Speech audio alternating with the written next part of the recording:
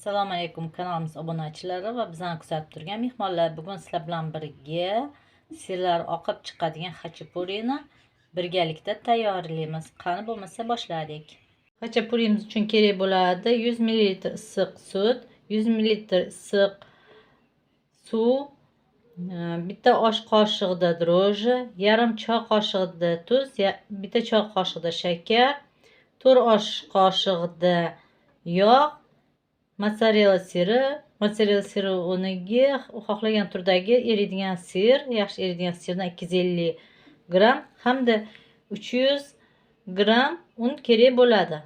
Hozir birinchi bo'lib ishimizni xamir qorishdan boshlaymiz.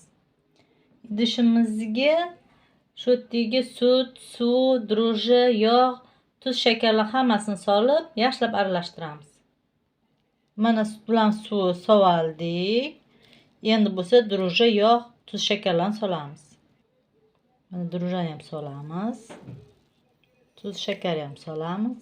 Mana yog'ni ham soldik. Endi yaxshilab venchikda aralashtiramiz.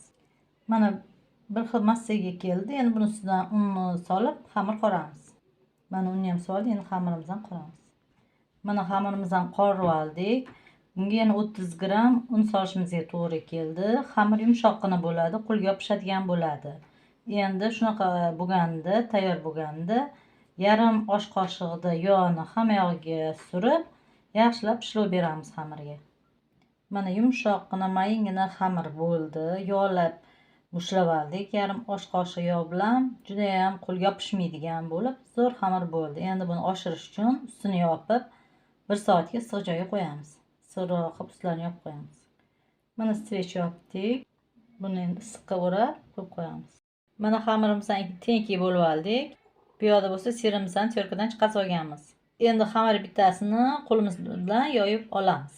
Mana qo'limiz bilan yoyib oldik. Buni ichiga, ustiga sirimizdan yarmisini solamiz. Xamirimiz xuddi pirojka xamiriga o'xshaydi. Qo'limizni ozgina yog'lab, qilsak osongina yoyiladi. Mana sir yarmisini soldik. Endi tugib chiqamiz atroflarini o'rtaga olib. Mana nachinkamizni shunaqa yopib olamiz.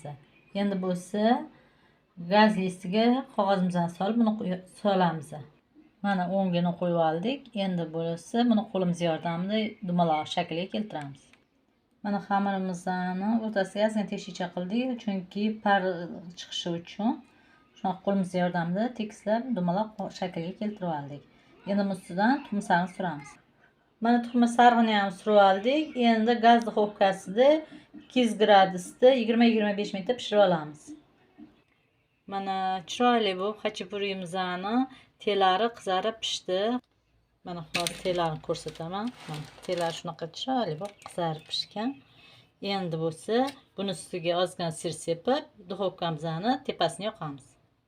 Mana sirlarni sepib oldik ustiga. Endi duxovkamizni tagini yoqib, ustlarini ham qizartirib olamiz. Mana chiroyli bo'lib pishdi, tayyor bo'ldi. Endi buni kesamiz.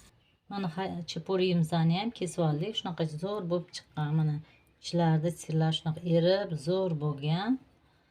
Qilib ko'ringlar, albatta sizlarga ham yoqadi. Agarda retsept yoqqan bo'lsa, kanalga obuna bo'lib, like bosib qo'yishni unutmanglar.